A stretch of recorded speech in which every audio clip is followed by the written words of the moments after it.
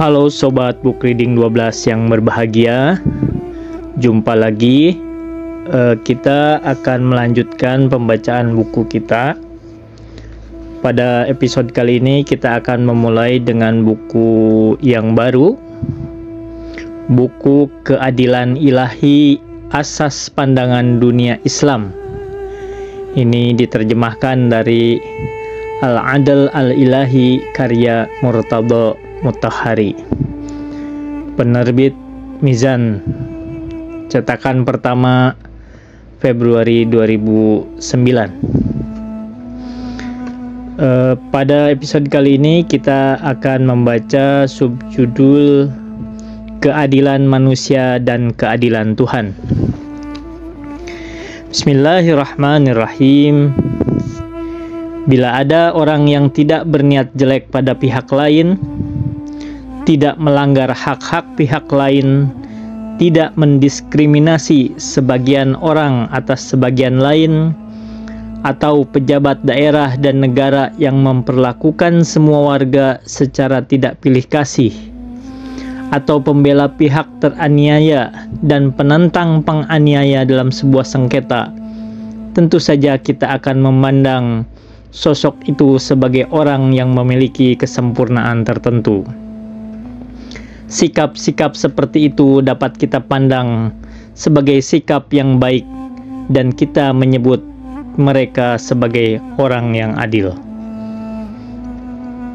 Sebaliknya, bila ada seseorang yang melanggar hak orang lain, pejabat pemerintahan pusat atau daerah yang melakukan diskriminasi, tarjih bila murajjih, membela orang yang zalim, menindas orang yang lemah dan terpinggir, dan dalam sengketa antara orang yang zalim dan teraniaya, paling tidak dia bersikap netral, maka orang seperti itu bisa dipandang sebagai orang yang zalim.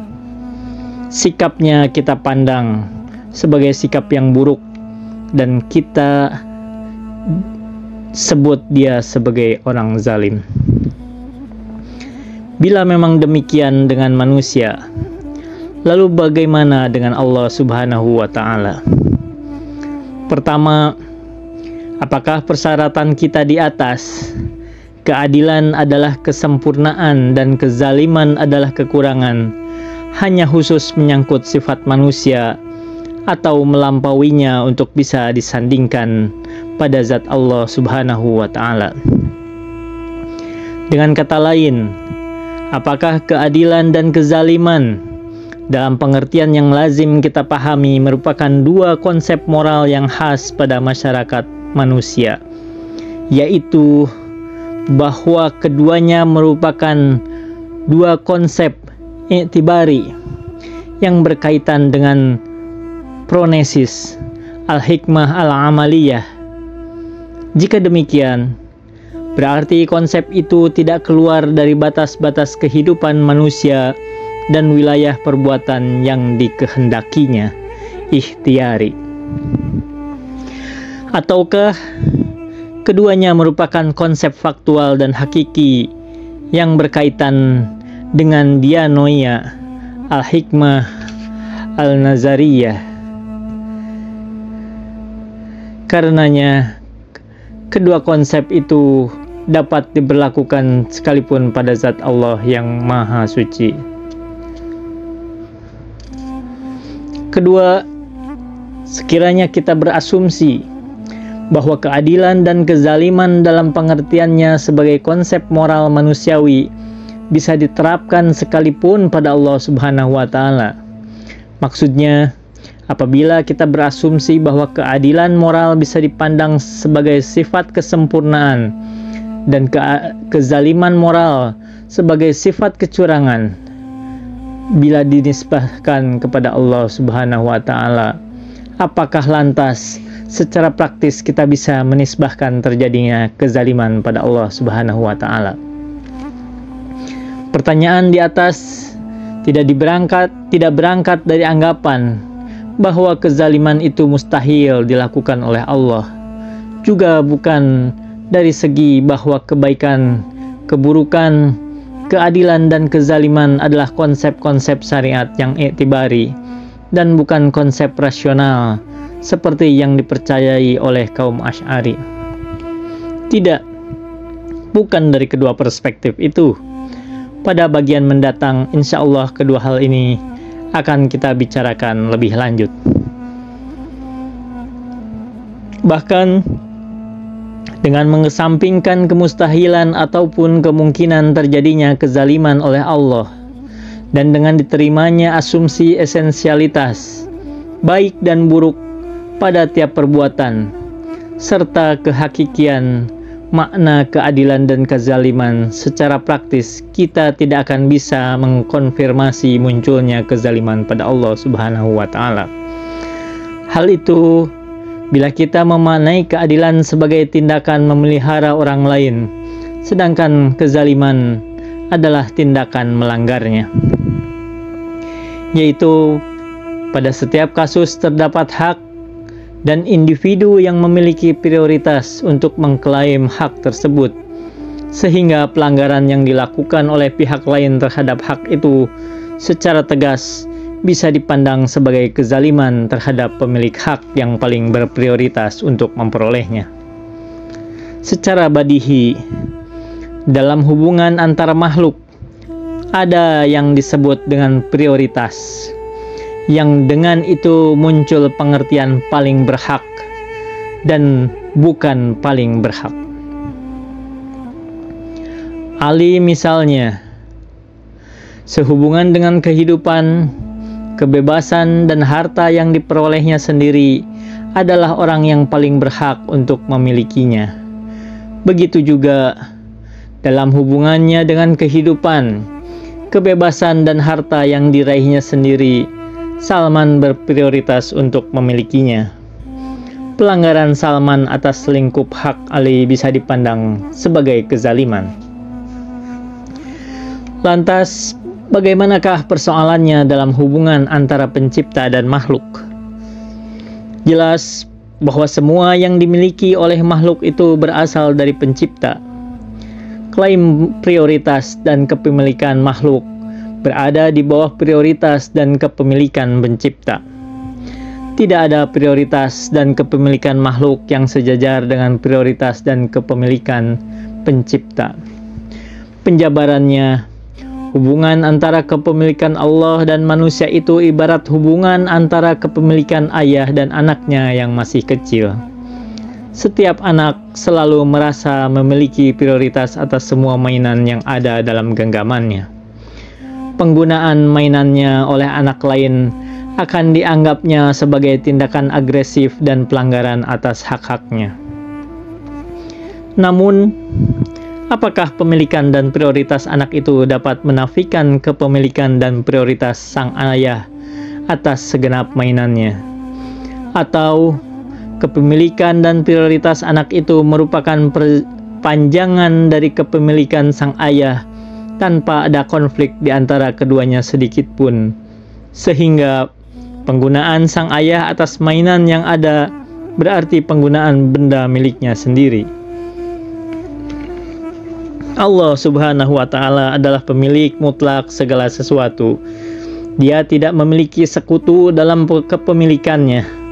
Karena itu, dengan sebenar-benarnya tanpa basa-basi, dialah yang memiliki kerajaan, dan dialah yang memiliki segala puji, dan kepadanya lah segala urusan dikembalikan. Atas dasar itu, perbuatan Allah di alam semesta tidak lain adalah bentuk dari penggunaan sesuatu yang berasal darinya dan yang dimilikinya. Dalam hubungannya dengan Allah, tidak ada yang memiliki hak dan prioritas melebihinya, sehingga kezaliman dalam pengertian pelanggaran atas hak mustahil diperbuat oleh Allah. Mustahilnya kezaliman Allah ini bukan ditinjau dari sudut bahwa kezaliman itu buruk dan Allah tidak akan melakukan keburukan. Bukan pula dari sudut bahwa kebaikan dan keburukan dalam hubungannya dengan pencipta tidak memiliki makna apa-apa. Tapi dari perspektif lain, yakni dengan mengandaikan bahwa buruknya kezaliman itu adalah sifat esensial dalam kezaliman, dan bahwa kebaikan dan keburukan esensial itu berlaku pada perbuatan Allah sebagaimana juga berlaku pada segenap perbuatan manusia. Tetap saja, mustahil secara konkret kita bisa menemukan contoh aktual kezaliman Allah di alam semesta.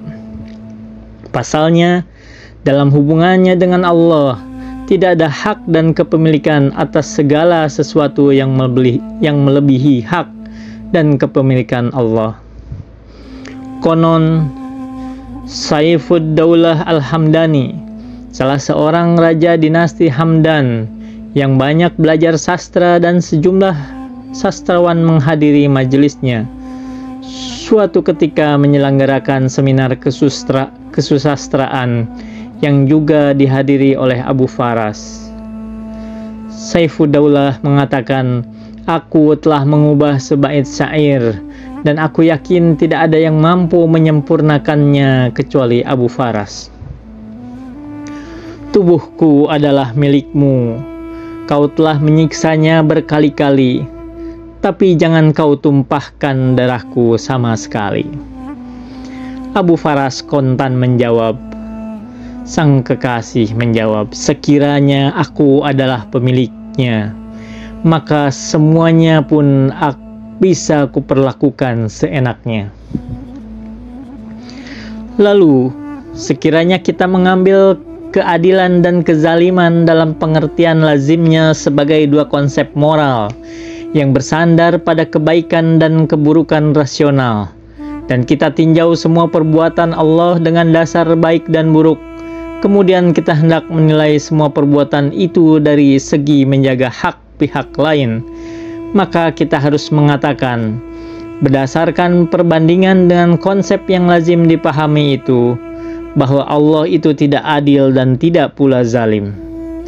Pasalnya, mustahil kita mengasumsikan ada pihak selain Allah yang lebih memiliki prioritas atas sesuatu, sehingga kita bisa membayangkannya telah menjaga prioritas itu atau tidak. Ketiga, bila kita mengabaikan konsep umum tentang keadilan dan kezaliman dan tidak memandangnya sebagai dua konsep i'tibari yang khas dalam konteks interaksi sosial manusia, apakah ada konsep yang lebih tinggi dan sempurna dari konsep umum tersebut?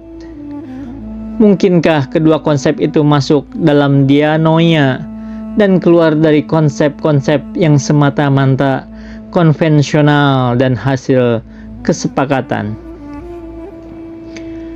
Dengan begitu, sifat adil termasuk dalam sifat-sifat subutiyah positif dan kamaliyah ontik yang setara dengan sifat mengetahui dan berkuasa, atau paling tidak setara dengan sifat pencipta dan pemberi rezeki. Dan sifat zalim termasuk dalam sifat-sifat negatif yang setara dengan ketersusunan, materialitas, keterbatasan, dan sifat-sifat negatif lainnya. Atas dasar itu, apakah seluruh fenomena alam dapat ditafsirkan dan dijelaskan dalam kerangka keadilan dan kezaliman? Ataukah kita harus menerima prinsip itu secara ta'abudi? Keempat, kita tinggalkan saja apa yang telah lalu. Tetapi, bukankah Al-Quranul Karim secara tegas banyak menggunakan konsep keadilan dan kezaliman? Lalu, apa maksud keadilan dan kezaliman menurut Al-Quran? Inilah serangkaian pertanyaan yang harus dijawab dengan teliti dan benar. Tidak perlu diragukan dan diperdebatkan lagi bahwa Allah menyuruh berbuat adil atau Dia adalah pelaku keadilan. Itulah dasar utama dalam agama-agama samawi menyangkut hubungan manusia dengan Allah. Bagi para filsuf, Tuhan hanya menyangkut bidang rasional manusia, seperti Aristoteles yang mengatakan bahwa Tuhan adalah penggerak pertama dan tidak berkaitan dengan pelbagai emosi dan perasaan manusia. Karena itu, pembahasan mengenai keadilan dan kezaliman dalam konteks para filsuf menjadi tidak berarti apa-apa. Sedangkan Tuhan para nabi di samping memiliki dimensi logis dan rasional, pembahasan mengenai Tuhan juga menyangkut hubungan kuat dengan suara hati, sentimen, dan perasaan yang menjadikan hubungan itu berbentuk hubungan cinta dan kerinduan, hubungan objek yang membutuhkan dengan zat yang tidak membutuhkan, maha mengetahui, maha kuasa dan maha penyayang, dan salah satu sifatnya yang pasti adalah maha adil. Sekarang, bagaimana kita harus mengungkapkan keadilan ini? Dalam konsepsi sosialnya, keadilan merupakan tujuan kenabian, sedangkan dalam konsepsi filosofisnya, ia merupakan dasar utama ma'ad, kembalinya makhluk menuju Allah. Ihwal tujuan kenabian, Al-Quran menjelaskan kepada kita sebagai berikut.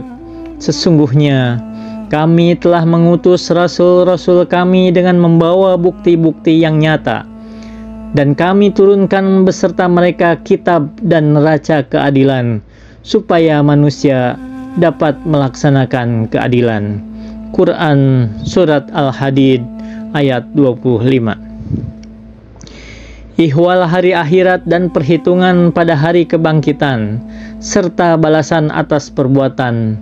Al-Quran mengatakan, kami akan memasang timbangan yang tepat pada hari kiamat, maka tiadalah dirugikan seseorang barang sedikit pun, dan jika amalan itu hanya seberat biji sawi pun, pasti kami mendatangkan pahalanya, dan cukuplah kami yang membuat perhitungan.